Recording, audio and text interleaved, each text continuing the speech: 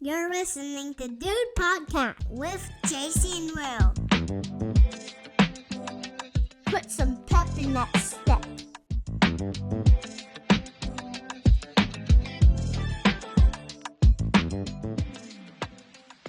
Enjoy the show. Hi, I'm JC. And I'm Will.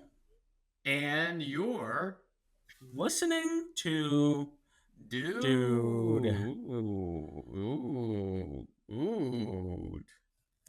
Yeah, so this is, we're recapping Zoolander.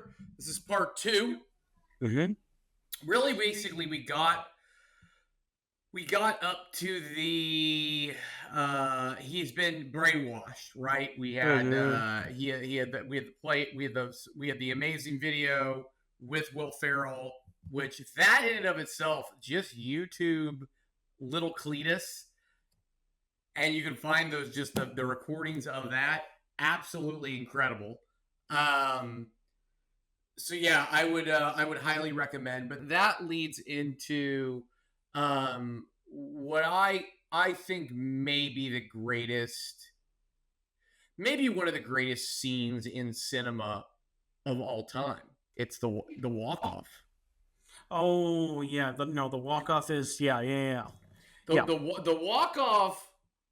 The walk-off is just absolutely everything about it, from the cameos, like, I don't know, everything about this scene is incredible. How people talk to Derek, like everything about Billy Zane kind of. I mean, yeah, Billy Zane. Billy makes that whole scene for sure. Billy's got it. That's where you see Billy goes, "When you gonna drop Magnum on us, buddy?" He goes, "Gotta tame the beast before you let it out of its cage." And everything that Billy Zane does, like, just if you go back and just hone in on Billy Zane, like, he's like, it may be the best acting of Billy Zane's career, which may not be saying much, unfortunately, if you have seen Billy Zane, like, but he's really good. Like, he's a very handsome man too. He really is.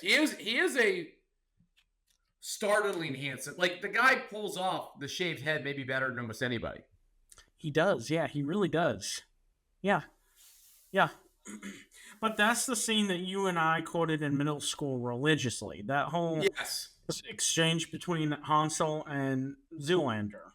Yeah, so yeah, there's this great cameo. They're hanging out in a club, and then there is, of course, this is where all the cool models go, all the cool it people, and of course, who does Derek run into but Hansel, in a spirited exchange, and then there's sort of that West Side Story sort of element. What is it? The Sharks versus the Jets, or basically you have Derek and his group versus Hansel and his group, and they decide the way to and this is also a great big reveal and hilarious idea by Ben Stiller and the writing staff, is how do models settle conflicts. They actually have what's called a walk-off, and which is hilarious because they're just making fun of, I mean, like, the runway walk is so funny in and of itself, and the fact that they use it to weaponize against each other, or a way to battle against each other, is absolutely hilarious. And the fact that, like, everybody wants to see this is, again, the whole movie is just it just makes what is such a ridiculous profession so funny. Was there a part of you growing up alone watching this movie, and we're, almost in high school, but watching that movie made me feel like, I know it was silly, I know it was sensationalized, but it did feel a bit like it was pulling back the curtain to what, like, behind the scenes of, like, stardom and, like, fancy rich people, like, and hot people were like in New York City. Even though now, as an older person, I'm like, it can't be anything like that. We don't really know what modeling is like at a super. That was the other thing too in my head. Even though it's a funny parody and it's a joke, like, in my head, I kind of, even at that age, was like, man, I guess he is the most handsome guy in the world. Like, I knew he wasn't, but I was like, I didn't, like, you know what I mean? I was like, I guess, like, yeah, like all these guys, they could be the most handsome people in the world. I completely agree with you. And that was one of the reasons, like, it still was a cool movie. Like, even just cool. The absurdity of Derek living with 4 other models, and they all had bunk beds together, and they, like, you know, dressed up in onesies and, like, made smoothies in the morning together. Like, in my head, that I never questioned. I was like, yeah, that models live in homes together, and they're all, like, you know, besties, and they all, like, just go to the clubs at night. And I don't know, maybe that's a version of that might be true, but they just made it so silly. But in my head, I'm like, oh, they're peeling back the curtain here. There's also just, again, there's just the subtle dialogue in this movie. When they're going to when they're going to actually wherever, like they're at the first warehouse or club or wherever they're at, and they go to the warehouse for the walk off. At the end of it, something happens, or well, like Billy Zane tries to warn Derek. He's like, man, I don't know if you should be doing this. He's like, put a cork in it, Zane. Like, just, and like, and then like, you like close-ups on Billy. He's like, you know, he's got that toothpick. He's like, you know, like, I don't know, man. There's so much really good. It's just chock full of great things, great cameos. So they get to the facility, wherever the warehouse where they're going to do this walk off. And supposedly, here's what was interesting on the director commentary. Like, I guess they didn't really know, like, so my understanding is like you know how they have like the 2 shots that are side by side when they're, you know, when they start doing the walk off and stuff like that. That was like kind of by accident. Like supposedly that came out of an edit for like an early preview of the film. And they were like, oh shoot, like that's how this scene needs to go. Like they didn't even really have it as, and which is great. So how a walk-off works, right? So I think that's a very important thing. Will, would you describe to the people, what is a walk-off, Will? Well, it's described by David Bowie, who is the judge of this walk-off. Yeah, who just appears. He says... And also, sorry, strange observation about David Bowie, and I think this all the time, takes his sunglasses off in the most unique way I've ever seen a human being take off his sunglasses. I believe I might be of service. Like it is cool. Like I would if I tried to do that, I'd be dragging one of the sunglasses across my face. It wouldn't work beautifully with David Bowie. And it works. Yeah, he's got such cool hair, man. He's got like anime human hair. You know what he has? David Bowie, and he is one of the only human beings who has this. Him and John Resnick of the Goo Goo Dolls have that strange, like, they look like anime characters with their hair. Yeah, they do. It's like they both look like freeze-dried Keith Urbans. Like, Keith Urban is just such a handsome man. I'm not saying David Bowie isn't handsome, but it's just kind of... Keith Urban is just a wildly handsome dude.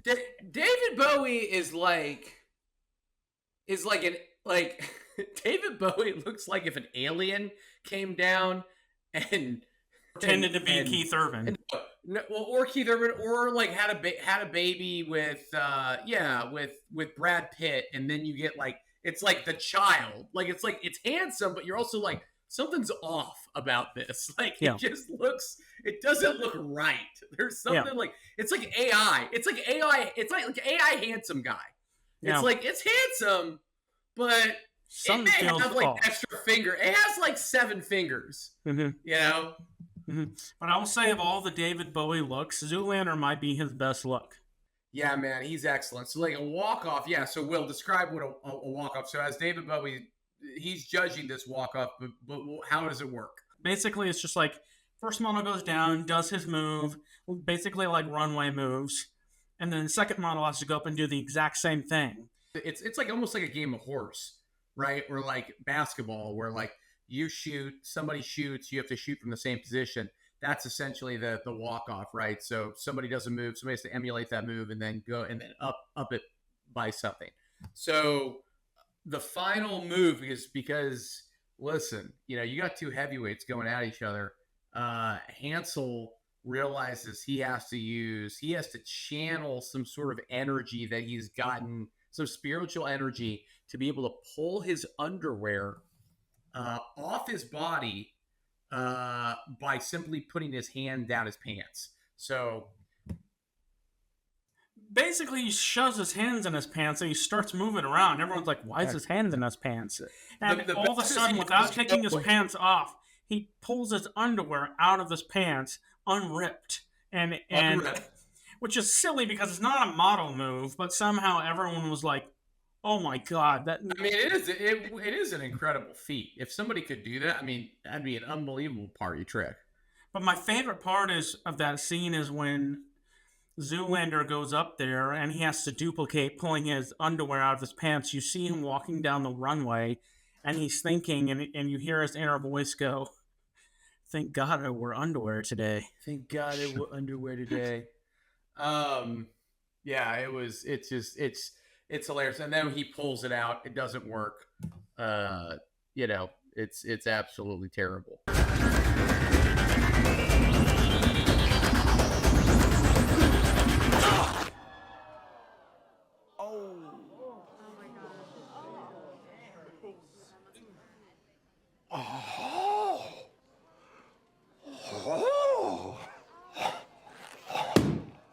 Disqualified. And then the graveyard scene happens with David Duchovny. With JB Pruitt, the world's greatest hand model. And they make David Duchovny look absolutely horrible. I think they wanted to show him like he's a hand model. He doesn't got to worry about the face and the body. In fact, he even says, I'm a hand model, mama. We're not like the face and body boys. We're a different breed. No, I'm a hand. I think he calls himself a hand jockey at one point too. Yeah, a finger jockey or a finger jockey. I think he uses like all this like hand lingo, which is really funny. So yeah, so basically, David Zoolander's had this realization. Oh my gosh, Mugatu's trying to brainwash me. Why is he trying to do this? He goes to this grave site. He finds that all these models, I think they only lived to be like 30-something years old. They all died around the same age. And he starts coming to the realization that all these models, all these giant events in world history, used models to basically be the assassin. And that kind of ties it back to the beginning of the movie when you're trying to figure out like these elites and they're talking about why they want to kill the prime minister of Malaysia. And you're kind of, the whole movie, you kind of like, you're like, okay, this is weird, but I don't understand it. That scene with Dave Duchovny really like makes you go, okay, now I get why. Like he kind of explains it. Yeah, and it's like, insane. Low key. So one of the other really funny things is he keeps his actual model hand, in like a hyperbaric chamber, and it's a beautiful hand that they put in that hyperbaric chamber. But it's also really funny that like David Duchovny has been wearing this hyperbolic chamber on his hand for like 20-something years, and he still tries to grab things. Like, and he can actually grab things. Like, yeah, of course he can't. Like, you would have thought he would have learned that. But that's a funny thing. Another like low key super funny thing is as Derek Zoolander is going through the grave site and he's looking at all these past models who it comes to the realization they had all been involved in they've been hired for murder basically due to being brainwashed. The things that are on the tombstones are hilarious. Derriere extraordinaire. Yeah, I kind of forgot about that scene. Yeah, there's some really funny things on there. They're great, and they're all just like, there's one that's just like a butt. It's just like it's like a tombstone. It's just a butt. Min Correjo, derrière extraordinaire. 92 minus 63. None of them ever made it past 30. I did. Who are you? And that's when things are heightened to the point of like, hey, all models are in danger. I'm on the run. Somebody's either trying to kill me or I'm a trained killer. I gotta be careful. And that's where he ends up, going the last place that people would look for him, which is Hansel's cool pad. And I will tell you, Hansel's pad, that the place that he lives in, it's funny. I went back and I don't know why. I was watching clips from I think it was Ninja Turtles 2. I think it was Ninja Turtles 2. Have you seen clips or watched like the original Ninja Turtles 2 anytime soon, Will? Recently? No, I can't say I have. No. There's no doubt in my mind that whoever designed this did copy that, because it looks exactly like the loft looks exactly like the Ninja Turtles 2 where the children live. But it's really, really cool. And it's just hilarious because supposedly listening to the director's note, it really makes me respect Owen Wilson that much more. Apparently he improvs a ton. Like most of his really funny lines, he did something else with. He had the line and he was the whole hello, hello.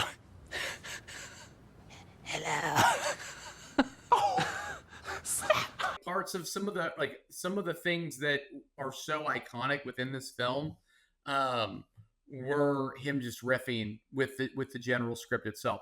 So they end up getting some sort of strange hallucinogenic tea, and then they end up all having a big orgy, which is hilarious. But here's the thing: the orgy, when we say orgy, I know people haven't seen it. I think, oh, it's gross. They have this nasty scene.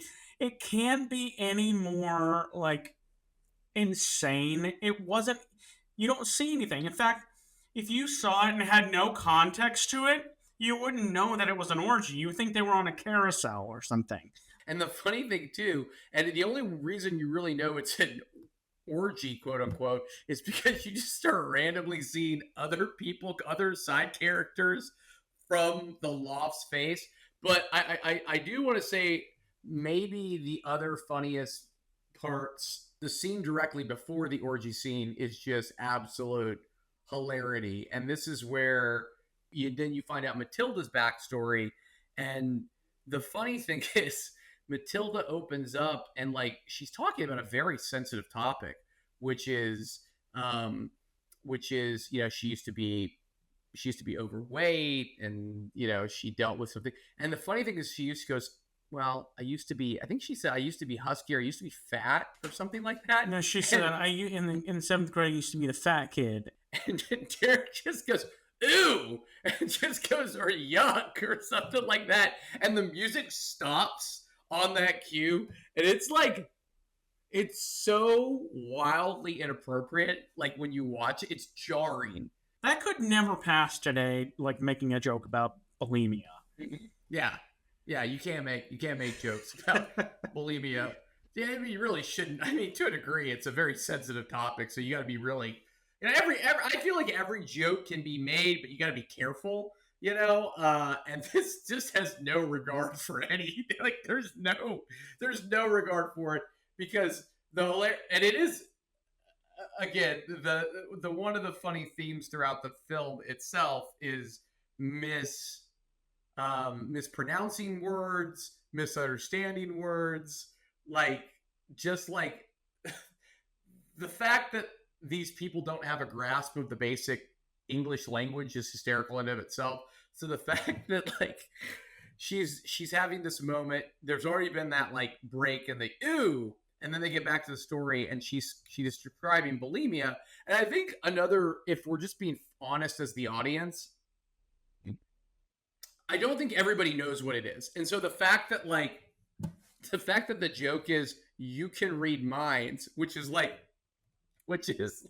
so what's you're psychic? I don't even know what telepathic was it telepathy? Is that what he was thinking? Like you never hear what word he thinks it is, but like you can read minds.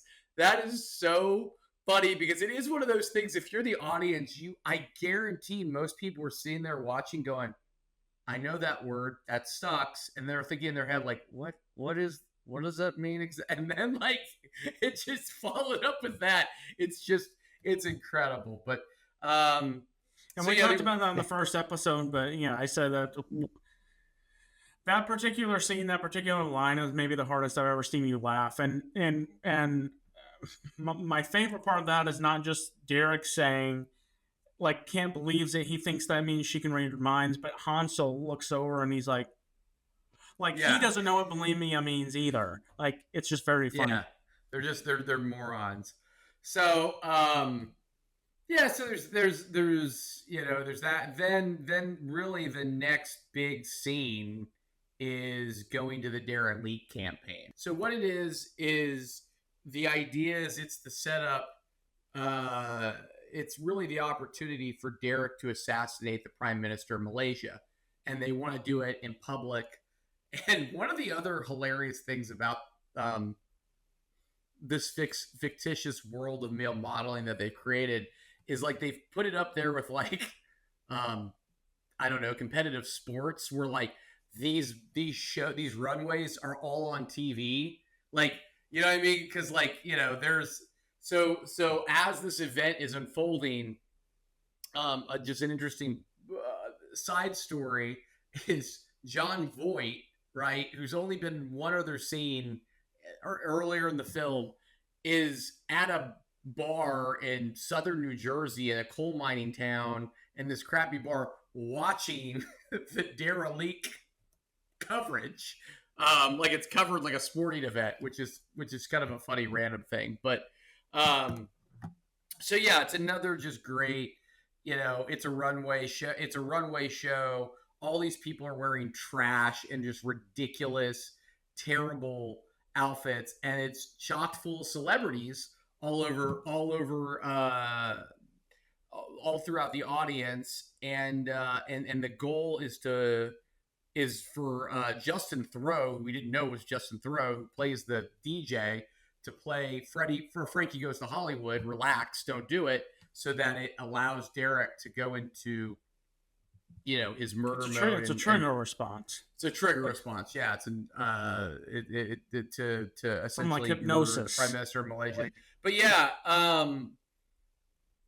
Magatu, just absolutely unbelievable. Everything he says is funny. Like everything Will Ferrell says.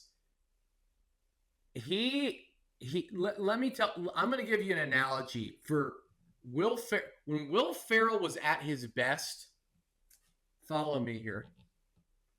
Will Ferrell in his prime, and I'm saying like prime, like Anchorman 1, like Ricky Bobby, like right on it, like right kick coming off of SNL or like mid SNL, like right in his heyday. That guy is the Rumpelstiltskin of comedy. And follow me. What a random comparison. Rumpelstiltskin of comedy? Here's where I'm going with this. Here's why I say he's the Rumpelstiltskin of comedy, right? What did Rumpelstiltskin do, Will? Do you know what Rumpelstiltskin did? Didn't he eat children? Yeah, I think he may have eaten children, but that's why I'm a little confused. So Will Ferrell ate comedy like little children. I get it now. No, the parallels are uncanny, Jason. Here's what it is. Follow me here. I think you're gonna like this analogy. Rumpelstiltskin, he had the ability to spin, I think it was hay into gold, right? He would take hay or straw, and he would turn it into gold, right? I think Will Ferrell does that with like any dialogue, like anything he says in the movie, anything, like I invented piano key necktie, like that whole like, I invent the POT, the key necktie. What did you do, Derek? No! Like everything he is given in this film is funny, and he's gold. He's so good during it. So yeah, just if you go back and watch, just key in on everything he says. It's so good. But yeah, it really is. Yeah, so basically the whole camp, there's the whole like they're gonna try to get Derek to murder the Prime Minister of Malaysia. There's a scene beforehand that's pretty funny with Owen and Ben, and they have, they dress up to go undercover to get these files that they're going to try to use to expose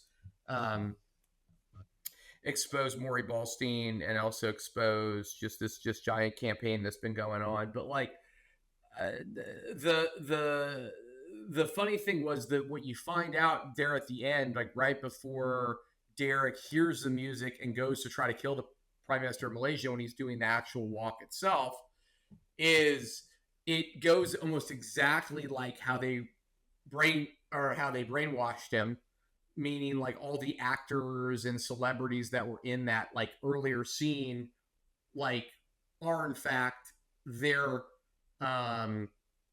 on site cheering him on, or sitting in the front row, and you hear the whole like, don't be distracted by the beautiful people, like the monologue basically that like that Will Ferrell had recorded at that time. But one of the Gary Shandling, man. I mean, that was intentional. They put him as the last. He said, "Don't be distracted by the beautiful celebrities," and then Gary Shandling pops up, which, I mean, beautiful in his own way for sure, but I would not put him in the modeling. He's the last person I would think to be in a modeling movie. Yeah. So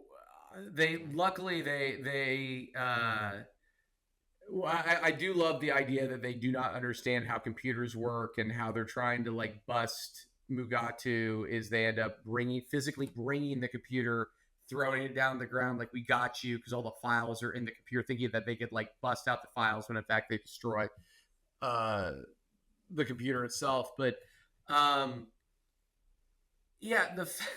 the fact that Derek Zoolander saves the day.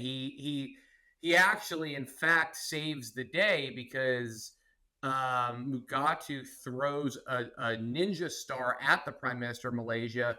Once they kind of bust what's about to go on, they break up the fact that the DJ can't play the music anymore, and they sort of reveal that Mugatu's in trouble. So Mugatu panics and is like, "Well, I'm going to murder the Prime Minister of Malaysia if you won't do it, Derek." And he brings out this Chinese throwing star, which is shaped like an M, which is just funny in and of itself. He stops it with his look, with his patented, magnum look, which has been alluded to throughout the whole film, that he has this special look, and this look is there's power behind it. And I think what's funny is, I'm sure, and this was sort of noted in the film, I think there were intentions to have the looks be different looks at some point, and then I think they just realized, what if Blue Steel, like they're all the same look, and the only person who sees that is the audience and Mugatu. And Mugatu kind of breaks the third wall almost, and like, well, I guess it's not breaking the third wall, but he's the only one who like acknowledges like he doesn't have multiple looks. He has 3 looks. They're all the same look, and yet this look is powerful enough that it literally stops a flying Chinese throwing star and stops in midair and saves the Prime Minister of Malaysia. And I also don't know, like, then everyone's happy. Derek saved the day. He's restored his reputation. Him and Matilda make out. It's like, the love story, everything comes to fruition. But I don't know. Another just funny scene, actually, like, the Prime Minister of Malaysia is a funny little man for some reason. We talked about this on part 1, where he just makes us laugh because he's just like, ooh, he's making noises the whole time. And he's such a meek, he's a cute little old man. Like, he really is like the cutest old man you've ever seen. His one line is pretty adorable too. He just says, "Thank you, Derek Zoolander, for saving my life," and you're like, "Yeah, Thank you, yeah." Derek Zoolander, for saving my life. And then he speaks in Mandarin or whatever. I don't know how he responds. And then you find out that Derek can speak multiple languages and responds that way. But yeah, and then basically at the end of the film, you find out that Derek's opened his own center for children who can't read good and want to learn to do other things too. He's had a child with Matilda. Maury Ballstein is Maury Ballstein is teaching a class of children. He's yelling at children about how to negotiate deals, which is just funny in and of itself. Also just a call back real quick to great additional Jerry Stiller monologue near the end. That's where he basically he turns from being the bad guy to saying, "Hey, I'm going to turn myself in and go against this, dark, evil, shadow murder team." And he calls his wife to bring up like a hard drive or a floppy disk, or I can't remember what he describes it as. But then there's this whole like minute and a half of him not being able to get off the phone and talking about what exit to use in order to like go around traffic, and just the subtlety. Like, Basically, what's funny about it is he's this executive of this massive modeling agency. He represents all the most famous models in the world. I mean, that's what they portray him as. And then he gets on the phone with his wife, and he has this like normal Midwestern like conversation with his wife about helping him out and like putting the casserole in the Tupperware. Like, it's the funny part about it is just how normal it is. It's not like the conversation of a very rich man. And I think this is why Jerry Stiller was just so funny in his older years, is like he's so naturally like an old, like a Long Island grandfather, Jewish grandfather. Like, it's just he's perfect, and he sounds like you've heard. Like, I've heard my father-in-law have those kind of conversations, and he slips into it so naturally. It's so stinking funny, man. It's just like it's just brilliant. It doesn't feel like he's acting at all. Like, that's the stuff. Like, that's the unbelievable acting when you're like, I don't think he's like, I can't tell if he's acting. Is he really this guy? I don't know. But just anyway, so movie holds up. Movie's hilarious. Absolutely loved it. Like, going back, rewatching it again, Will, final thoughts, like, or just like in summation, what did you think? Of rewatching it, I mean, like I said last episode, I think it still holds up. It was one of our favorite movies growing up. I still think I watched it again before this episode and before we recorded tonight, and it just made me realize comedies, I think, has missed little nuanced things. Like when you talk about Will Ferrell putting his own flavor on it, it goes down to little things like the faces he makes and the way he runs, and like just maybe not even things that are necessarily in the dialogue. And I think that's what Zoolander did so well. When you watch it, it's things that aren't necessarily being said that still make me laugh so hard. And I think that's why I think it's brilliant, because every little detail, it's meant to be silly and absurd and goofy. And that's why I think it's still one of my favorite comedy movies. Yeah, it's really good. It's really, really, really funny, and it's really crude. And let me put it this way: if you were like dating somebody new, like let's say you just started like dating somebody, and you didn't really know where they stood, like how far you could push certain comedies and stuff, it would not be a film that I would like recommend early. Like, you want to know that, because there are things in this that could trigger people. Like, they make light of some very serious things. Nothing that are highly offensive, but I think if you are particularly touchy about some things, like the fact that their whole modeling campaign was based off the homeless. I mean, yeah. It's silly, but if they don't really, it's nothing offensive. They make fun of homeless, unhoused. They make light of bulimia and just body dysmorphia and stuff like that in general. Even like child labor, like they're not making light of labor, it, but like child labor. But also, like, it's one of the, like, again, all those things. I'm a big believer in everything we should be able to laugh about anything, and I think it's done in a way that's really funny. I'm just saying, in 2025, I think it's all fantastic. I think it's all very funny, and it holds up. And it does. There's no doubt in my mind, it holds up excellent. You just need to be.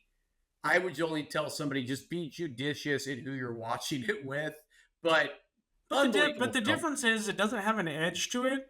It's such a silly movie that it kind of takes that bite away from it feeling like it's being mean. Or at least maybe that's from our, perspective. Yeah, hey, you want to hear something crazy on the... I think it's crazy. Lay it on me. On the director's commentary. And you can kind of tell, like, a nerve is hit. It's interesting. So the director's commentary is Ben Stiller and like two other writers, right? And they're just talking the whole time, and they must have recorded it. I mean, they probably recorded it pre the DVD coming out, because it was very common for those director's commentaries to come out in conjunction with the DVD or the Blu-ray, right? The DVD. That was like always like a cool feature. So that would have been, 2001 DVDs were coming out then, right? Yeah. Yes. Okay. Yeah. That was like VHS and DVD. There was release of both at that time. Both those technologies were available at that time, because I believe you had the VHS, or I had the VHS. Mm-hmm. One of us had the VHS. I had the VHS, but we had some friends that had the DVD, and we would watch the bonus features on it. Yeah, because there was other really, really funny stuff on there. So the directors, or not the directors, because the director's Ben. There's some comment at one point about how there's a close-up of Owen and Ben Stiller's face, and Ben Stiller makes a comment about his nose or something. There's some comment about like their nose, and both the writers are like, "What the hell is wrong with Owen's nose?"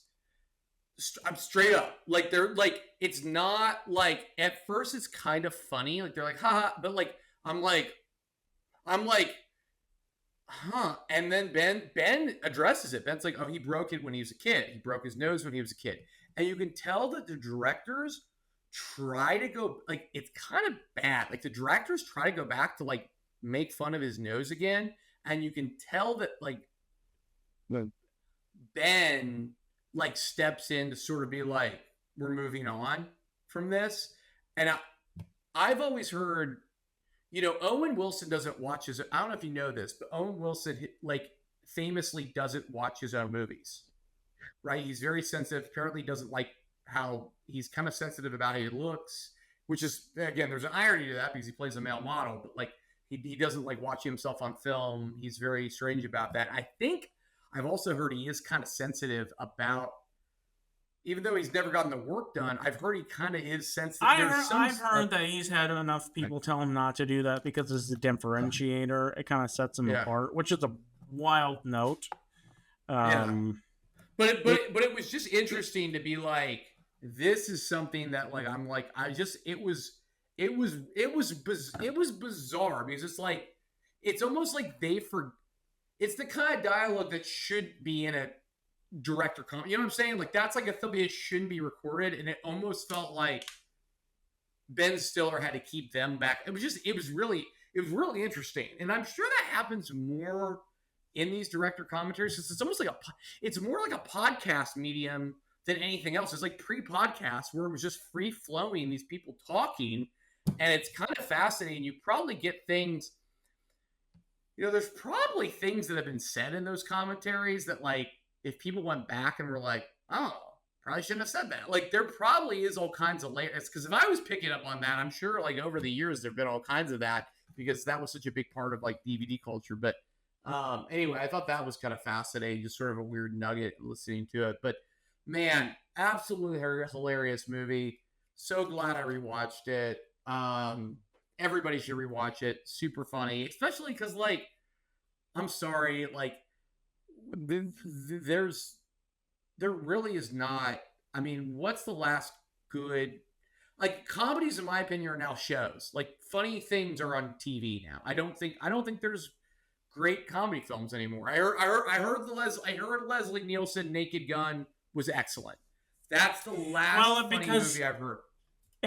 I think the Naked Gun kind of hits some nostalgia for people, not because it's a remake or anything, or it's like a franchise, but because it kind of went back to just silly humor, funny joke after joke, being silly. Doesn't have to have a point. It can just be smart writing, but also silly. And I think that's what I love about it is the nostalgic feeling of like we grew up with really silly but smart humor.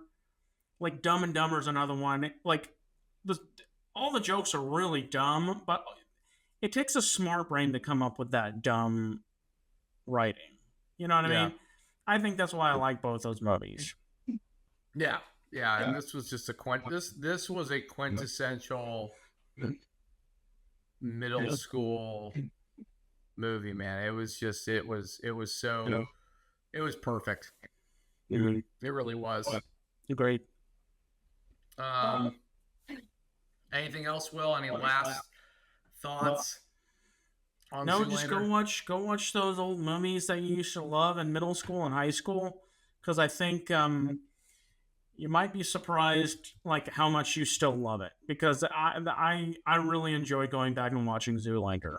But the sad thing is, I think it's like hardwired in my brain. Like I knew, like it was scary to me, like how it felt like an old home. Like I was like, oh, I know where this is. Oh, I know that. I know this line is coming up. Oh, this is when that like we watched that movie so many times. Yep. Like I knew That's all of it. It felt so nostalgic. It felt like you were going back to your childhood home. And weird. It was weird. It kind of was a bizarre, sort of like an out of body experience. I'm like, oh my god. And then you probably get that's the problem. That's why it sucks getting old. Because then, like when you're old, this is how everything is. You're like, oh, that's how that cheeseburger. Like everything's nostalgic when you're old. But like now, like we're starting to get it, and we're like, oh, like this is okay. Get this. The weirdest thing when you get older is when you watch movies that you grew up watching, and then you figure out the age of the person during the movie. Your brain still thinks like, oh, they're older than me there. Ben Stiller was 36 in that movie. Wow. Not much younger, but younger than us. It feels weird yeah. It does feel weird. I mean, he was pretty established in his career at that point. So how old is he now? He's what? He's in his 60s for sure. Oh, wow. For sure. He's got to be close to our parents' age. 59. Yeah. 59. Wow. Dang. Old Benny boy. All right, duties. Well, thank you for letting us go down memory lane. I really enjoyed it. Mr. Skaggs really enjoyed it. Like, subscribe. We've seen. I know we went away for a long time, so it's hard to get consistent views, downloads, whatever. But we did see that we've got a little bit of an uptick. So hopefully we keep doing this. We keep turning them out. You guys keep enjoying us rambling and I'm going to end on this. I don't want to make, try to, make anybody sad or anything, but the world's a little bit of a scary place right now. And hopefully, just listen to the Dude podcast can kind of be like a nice, funny, kind of way to escape, lighthearted. It's kind of what we're trying to do. If I'm being really honest, it's a great way for me and my best friend to connect and talk, and hopefully you get some good juju out of it too. So we will talk to you duties in a couple of weeks. We'll probably just be rambling about gosh knows what, and hopefully we get a producer on here at one point and do like a three-way, because he is one of the most interesting people I know. I think he's got some great stories that may be coming up here in the next couple of episodes. Getting our producer, Mr. Parker Farrell, to come on to tell some stories and see what it looks like to wear his pants. See what it looks like. I think I've definitely worn his pants before. Shorts, for sure. Pants. I think you've worn many of your friends' pants. Oh, yeah. Yeah, no doubt. Socks. Well, on that note, underwear. Have a great week, duties. Enjoy your week, duties. Love you.